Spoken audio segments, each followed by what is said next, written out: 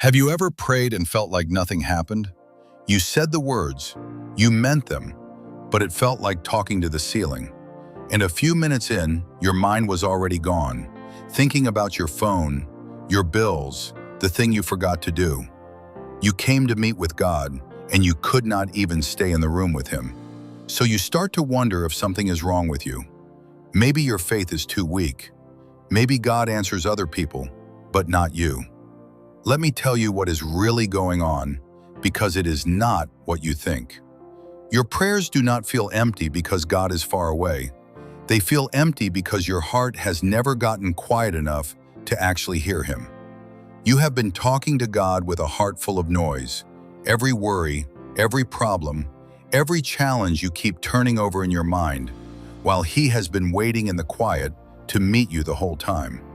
So how do you actually get there? Jesus gave the answer in one short instruction.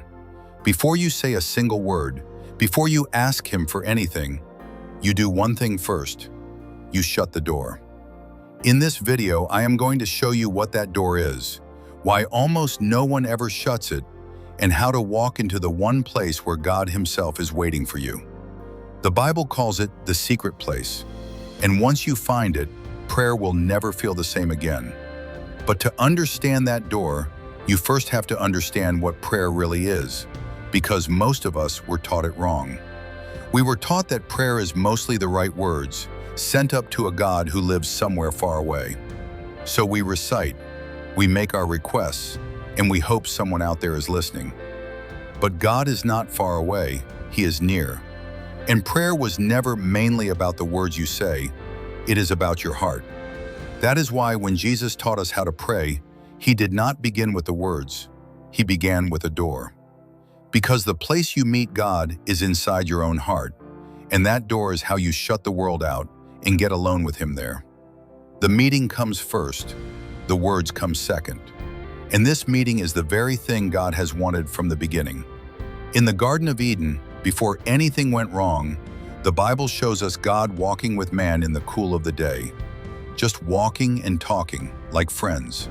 That was the design. Closeness. A God you could actually meet with, face to face. When man sinned, we lost that closeness, and the heart has been restless ever since, trying to find the way back. But here is what most people miss. Eden was never really a place on a map. It was an environment, the environment of God's presence.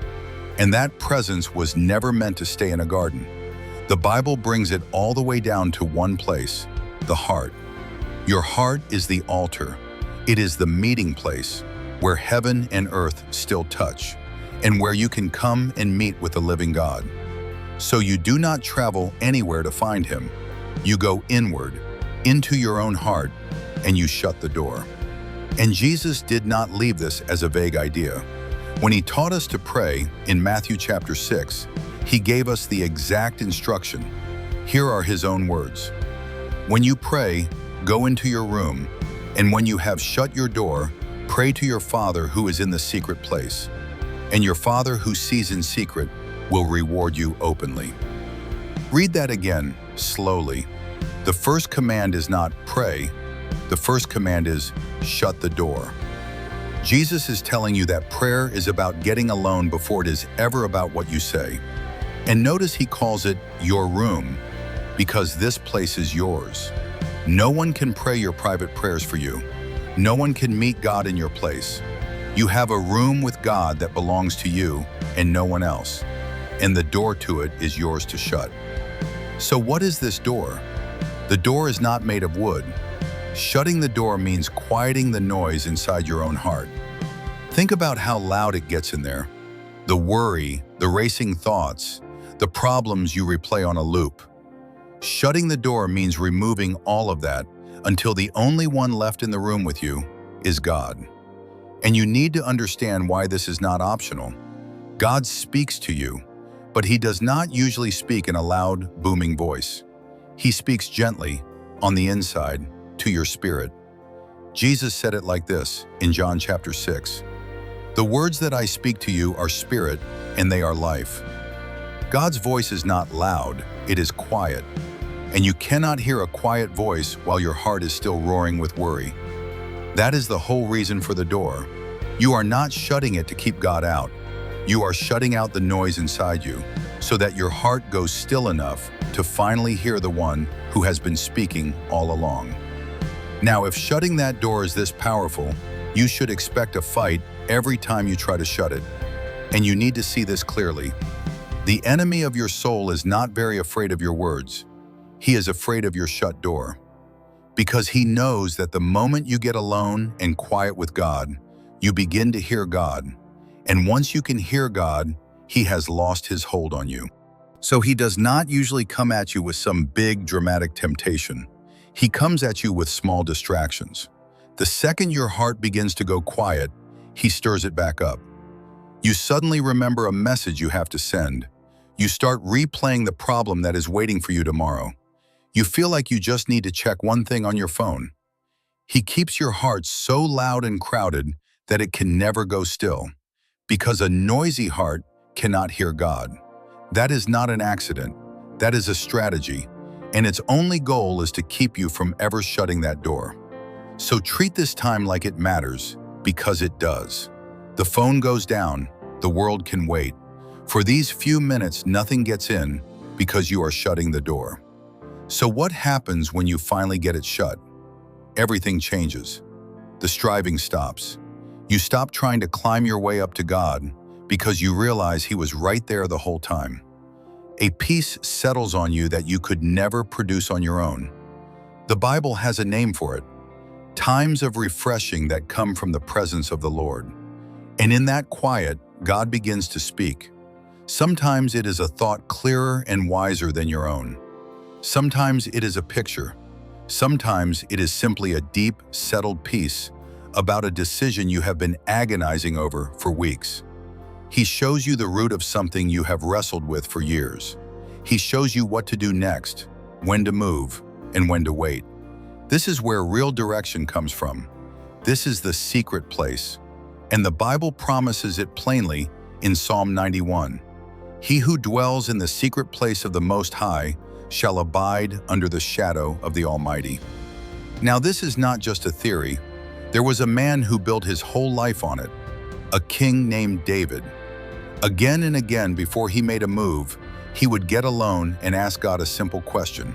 Should I go? Should I do this? And God would answer him. One day it was tested to the very limit. In 1 Samuel chapter 30, David and his men came home to their town Ziklag and found it burned to the ground. Raiders called the Amalekites had carried off their wives and their children, everything they loved. His own men were so broken that they turned on him, and the Bible says they even talked about stoning him. Picture the noise of that moment. His home in ashes, his family gone, and the people who followed him ready to kill him. And in the middle of all of it, David did the one thing almost no one would think to do. He got quiet with God. The Bible says he strengthened himself in the Lord, and then he asked God a clear question. Should I chase these raiders? Will I catch them? And God answered him just as clearly. Pursue them, for you shall surely overtake them, and without fail recover all. So David went, and he did. He got back every person and everything that had been taken. Nothing was missing. That is what the secret place is for. When the whole world is screaming at you and there is no obvious answer, you can shut the door, get quiet with God, and walk back out carrying direction that no one around you had.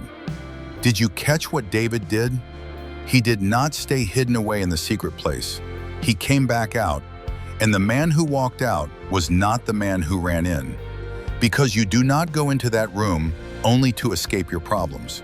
The Bible says, "The name of the Lord is a strong tower, and the righteous run to it and are safe." But you do not run into a tower only to hide. You run in to get strong. You go in weary, and you come out strengthened. You go in confused, and you come out knowing what to do. Your problems will still be standing there when you come out, but you will not be the same person facing them. You met with God behind a shut door, and what used to overwhelm you cannot overwhelm you anymore. So by now you might be asking, how do I actually do this? Let me make it simple. Here is how you shut the door starting today. 3 steps. Step 1. Set your time and place. Choose a time and choose a quiet place and protect them. Not the last exhausted minute before bed, but a real appointment with God that nothing else is allowed to interrupt. A quiet place on the outside helps your heart find quiet on the inside. Same time, same place every day until your soul knows that this moment belongs to God. Step 2. Shut the door and give it time. Do not expect your mind to go quiet in 30 seconds. It takes a while for the noise to settle down, so do not panic in the silence and do not give up in it. Keep praying, keep waiting, keep pressing until the distractions fade and your heart finally goes still. Shutting the door is not a sprint, it is a settling. Step 3. Get quiet and listen. Remember, you are not in there to inform God. He already knows what you need before you ask Him. You are in there to be with Him and to hear Him. So once you are still, stop talking and listen. For the peace, for the picture, for the quiet word underneath your own thoughts. And whatever He shows you, do it. Carry it out of that room and obey it. Do that, and here is the truth you will come to know for yourself. God was never far away. The door was just open, and the room was full of noise. The secret of prayer was never about saying more or saying it better. It was always a shut door and a heart finally quiet enough to hear Him. You were not made to shout up at an empty sky. You were made to walk into a private room with your Father and meet with Him face to face. So the next time your prayers feel like they are going nowhere, here is what to do. Quiet the noise inside your heart. Shut out the worry. Shut out the fear. Shut out the whole loud, demanding world.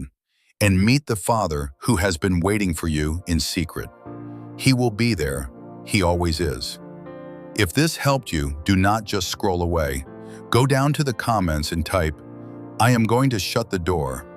Say it on purpose, because the moment you decide it, something begins to change.